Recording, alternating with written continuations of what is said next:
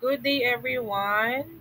All right, so for today's session, I'll be discussing our first topic for this semester, which is all about accountability.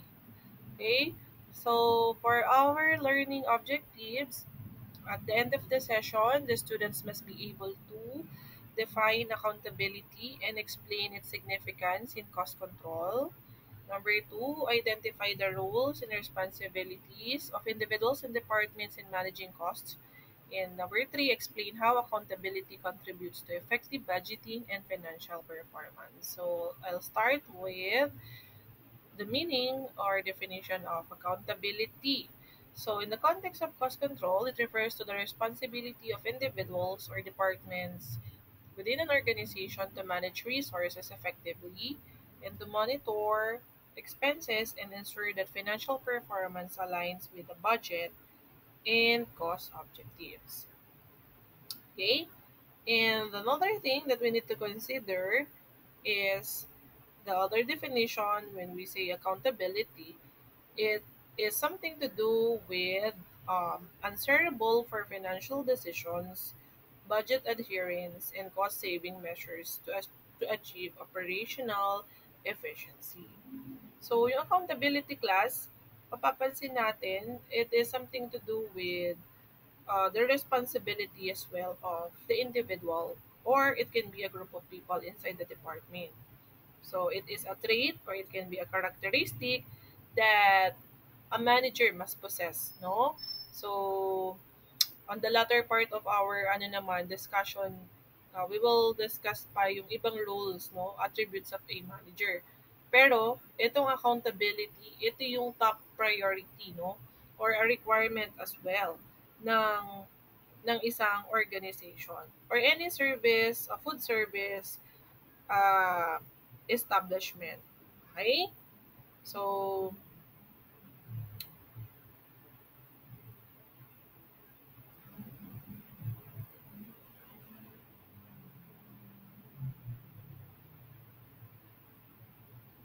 all right. So another thing that we need to consider when it comes to accountability, it integrates class the aspect of responsibility inside the management as well as setting expectations, your communication, of course, the enforcement and trust building to your members or co-workers. So it means also taking ownership of one's actions and commitments, no, as Steve Arneson says that, again, Steve Arneson means or notes that being dependable and trustworthy and doing what you say you will do is a matter of commitment. Okay? So, sa cost control, since ang ating ano kasi dito, isa sa pag-uusapan is more of funds, budgeting, no? More of finances. So, napakalaki ng nagiging factor ng accountability ng isang tao, especially ang manager, no? Sa kanya talaga nakaatang to. Pero syempre, yung ibang staff, dapat accountable ka din in whatever the task given to you by your manager. Pero, the end of the day, lahat po ng ikot, no, or ng run ng isang food service establishment is nasa kamay po ng ating mga managers. They're being accountable with that responsibility. And the importance is, of course, to prevent overspending and resource wastage, encourage ownership and financial performance, and to promote transparency in decision making. So, uh, when you have the accountability po sa organization, specifically sa production area, no, is mas monitor po natin yung ating budget when it comes doon sa um, na-spend natin, kumbaga, over doon sa nalulos. Okay? So, yung budget pa natin sa pagsaset ba natin ng budget, we are pretty sure ba na walang masasayang dito. So, you are accountable on that. So, you need to check on um, those stuff po na need mong i-measure. Okay, and then yung financial performance is something to do that you need to embrace that at the end of the day, meron kang obligation to report and justify the expenses within the organization. And yung promoting of transparency decision making, you will not decide with your own as part of your accountability, but rather to ask the suggestions as your member within the team, whether the concept or the idea or the upcoming projects are acceptable to them as well. Okay?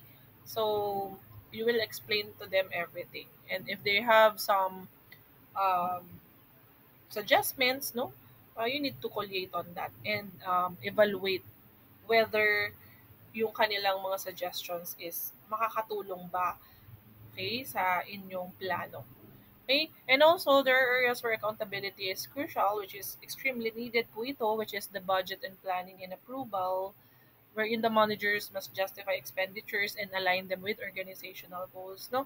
Matatakal natin 'to sa attributes and role of a manager, no? Yung budget and planning approval natin. Okay? And yung expense monitoring, reporting and documentation, corrective action, methods to foster accountability and cost control. Okay? So, yung ating expense monitoring po, well, we need to have the regular review of spending to detect variances early. So, dito naman class, yung monitoring natin, kaya ito ginagawa is, kailangan may merong assigned dito or responsible for this task kasi not every day nagkakaroon tayo ng perfect or smooth flow ng operation. So, by means of regular reviewing of the the whole operation, makikita natin if ano pa yung kailangan nating i-improve, no? Sa service ba or pwede bang sa product or pwede bang sa budget natin na sineset day by day. And yung reporting ng documentation naman, something to do with the reports na nag-ensure, no, ng uh, financial actions natin on how we will respond to those specifically kung meron man tayong problem, let's say for example sa kitchen, no? Yung mga potential ano natin, hazards, mami-mention ko din to sa roles ng managers to, no? Uh, kung meron tayong kailangang paglaanan ng budget for the repair and maintenance po is kailangan natin yung ma-check and ano yung final plan natin for that at ano po yung specific budget na kakailanganin for that maintenance. Okay? And the corrective action is it follows after the reporting and documentation na. So you need to measure that the budget and of course the problem is they are match po sa to each other po. Okay?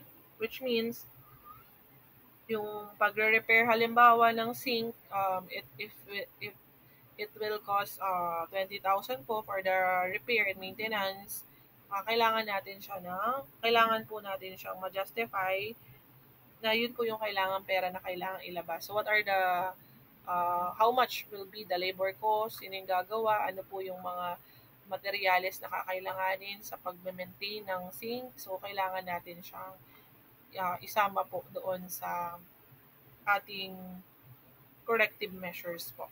Kaya how long it will take, no? Hanggang kailan po 'to gagawin. And at kapag ginawa po ba 'to, may closure po ba muna ng store? Hindi po muna mag-ooperate. So, may mga ganun po tayong um, isasama sa corrective actions. And yung methods to foster accountability and cost control, we need to have the clear assignment of cost responsibilities to departments or individuals. Okay? So, kailangan po is malinaw po sa ating mga tao sa loob ng organization, ano po yung kanya-kanya nilang task na kailangang tapusin or kailangan nilang gampanan within the day. Okay? So, ipapaliwanag mo yun sa kanila. And of course, yung implementation of key performance indicators, ito naman po ay checking the performance of your people inside. So, sila ba ay nagiging productive within the day o baka naman yung assigned task sa kanila is hindi nila nagagampanan ng maayos or baka kailangan silang ilipat sa ibang department, no, para mas makapag ano sila, mas makapagtrabaho sila ng maayos na komportable and they feel yung kanilang ginagawa day by day. So you need to assess it by means of KPI. And yung regular audits and variance analysis, it's very important, of course. Okay? checking of those expenses as well. No, kailangan natin ng accounting practices dito, magba-balance yung ating mga in-audit, balance yung expenses over the need. Okay?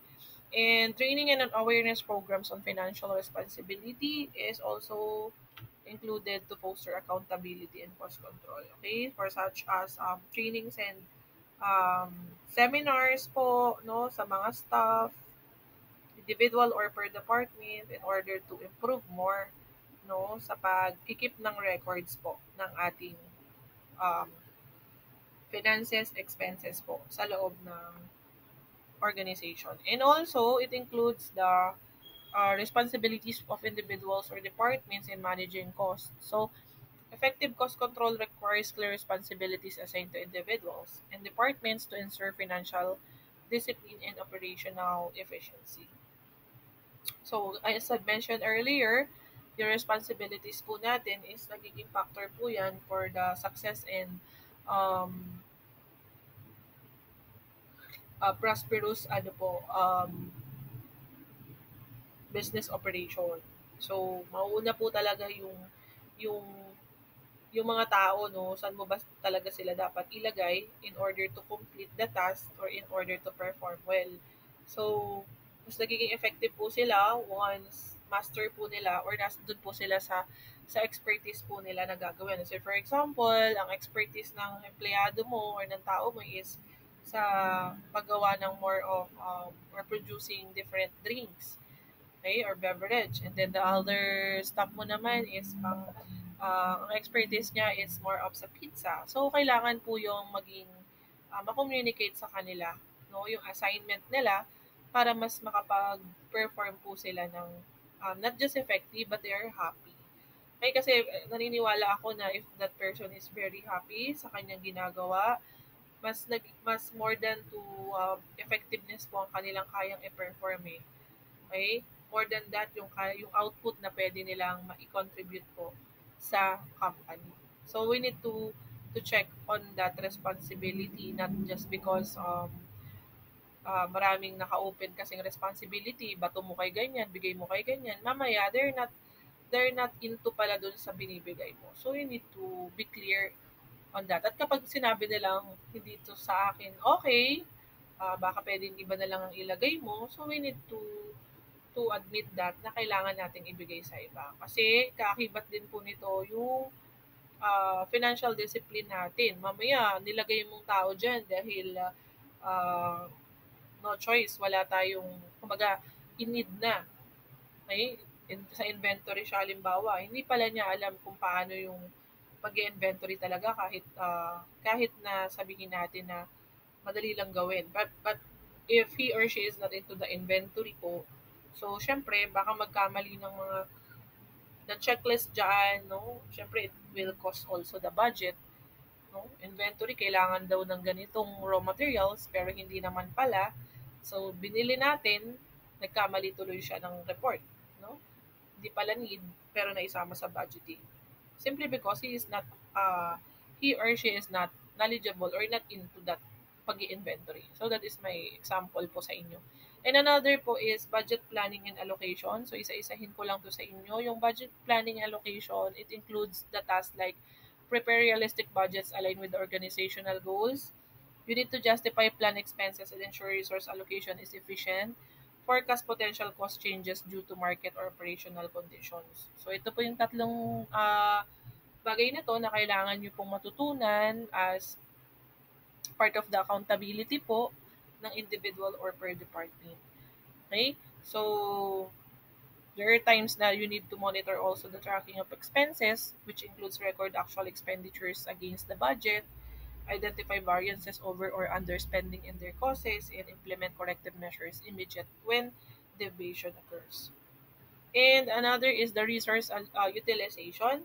You need to ensure efficient use of materials, labor, and equipment, prevent wastage through proper planning, storage, and handling, and optimize operational processes to reduce unnecessary costs. So, if I'll be giving an example sa resource utilization, no, if the food service establishment halimbawa is offering a beverage like smoothies, no? Different smoothies. So, might as well na mas marami dapat kayong o mas marami dapat na equipment like blender or ice crusher. Okay? Kasi you need to use those equipment po sa paggawa ng sabihin natin specialty. Ito yung laging nabibili po sa food service establishment nyo like yung mga smoothies. 'Di ba? So you need to produce po no or supply blender and ice crusher. So paano pa natin ito utilize? Just in case po na may mga offers pa po kayo like or offer pa na mga ice cold coffee. Ayan. Na pwedeng gamitan po ng mga equipment na to. So na-utilize natin into multiple beverage or drinks po, iisa lang na equipment ang ating ginagamit. So this is very vital na mas maganda po na mas marami po tayong napoproduce na product compare po dun sa equipment na gagamitin. Okay? So, another thing po is to prevent wastage through proper planning and storage and handling. Ito naman po yung pag-stock ng mga ingredients natin. Ano po yung kailangan nating i-maintain na ma-stock on hand? Ano naman po yung kailangang stocks na unnecessary siya. Kumbaga, kahit hindi mo pa to ilista sa stocks mo, no, na kailangan na siya sa restaurant kasi hindi naman siya masyadong nabibili o nagagamit, wag mo nang ilagay. So, to prevent wastage, mamaya umabot ng expiration date. 'Di ba? Mamaya, kakastock natin ng matagal, hindi na okay yung kanyang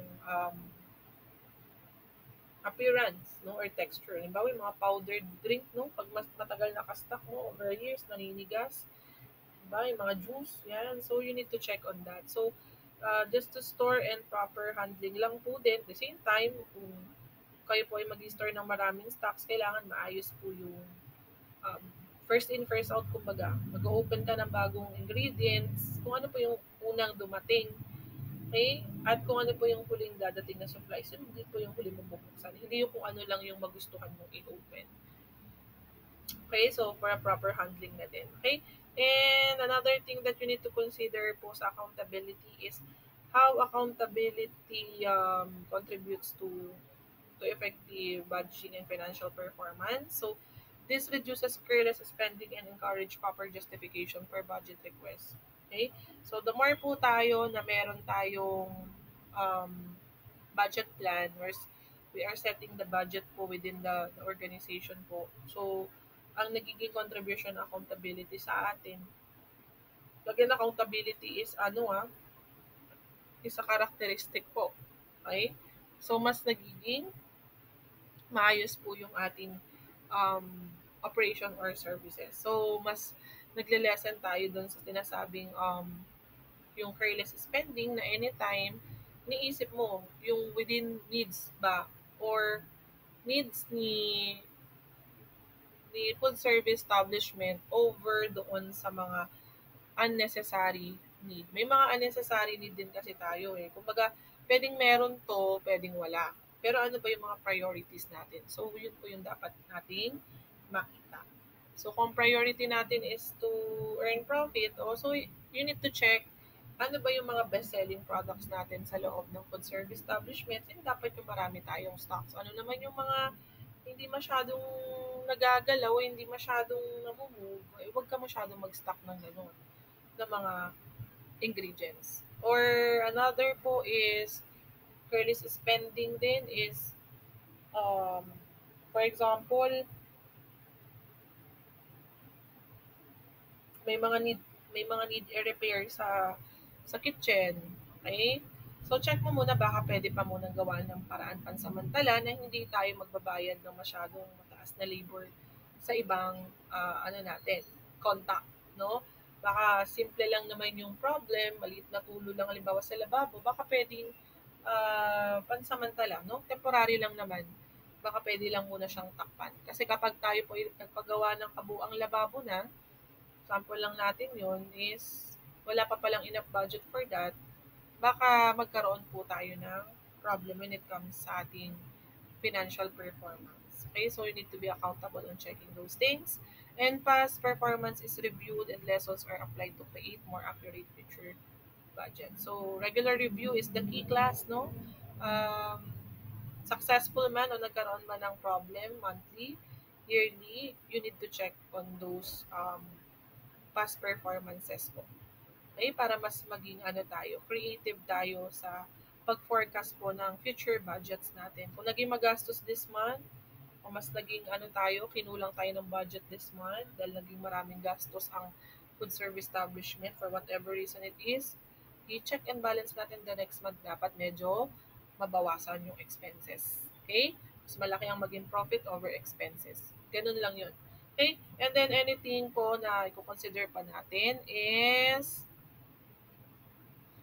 what we called, are you familiar with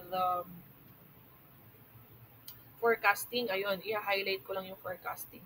So, at the same time, hindi lang natin um, ginugol sa isang operation or organization yung monthly goal lang, hindi eh. No? Kailangan meron tayong yearly na pino-foresight po sa ating uh, food service establishment or business operation. So, with that year po na ating mapagpaplanuhan, kasama na po dyan yung future budgets natin. Okay?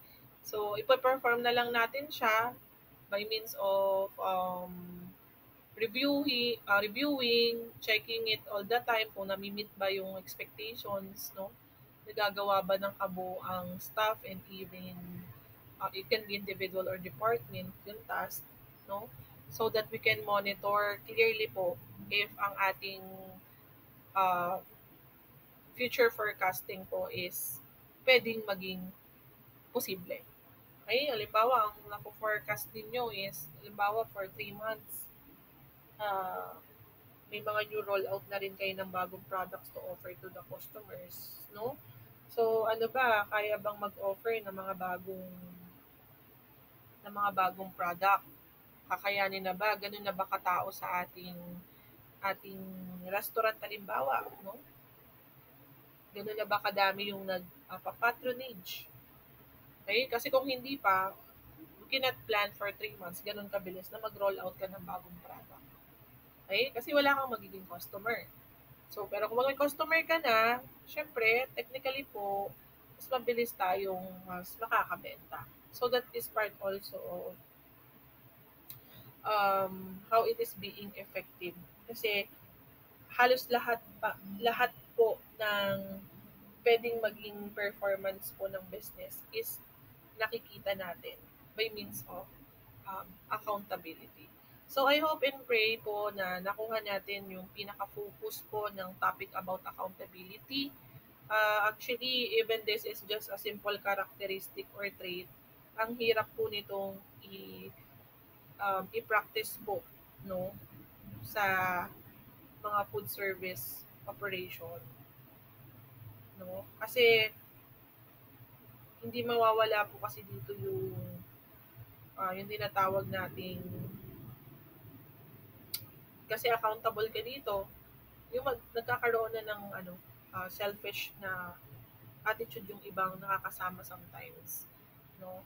Gawing accountable diyan, papabayaan kita, no? Regardless kung anong maging resulta ng responsibility mo, basta ikaw naka-account diyan, wala kaming pakialam diyan. So very challenging siya on your part kasi para bang problema mo sa lumo. Pero at the end of the day, kailangan lahat po, no? With unity, with teamwork po, lahat po kayo is or lahat is dapat maging accountable sa magiging output, no? Input, process, and output po ng isang performance. Okay? And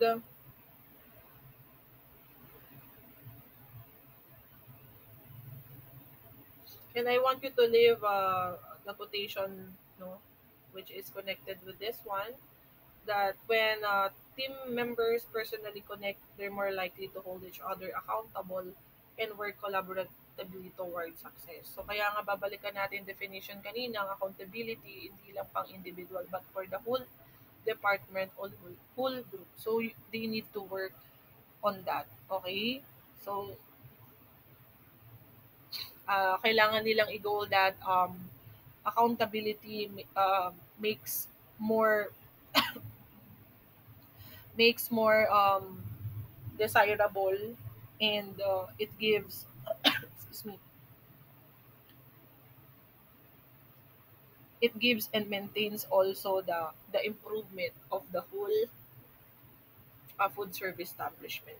Okay, so that's it for today, and we will discuss our lesson 2, no, about attributes and roles of a manager on our future session. So thank you so much for listening and watching this video, and I hope to see you soon. Okay, God bless everyone.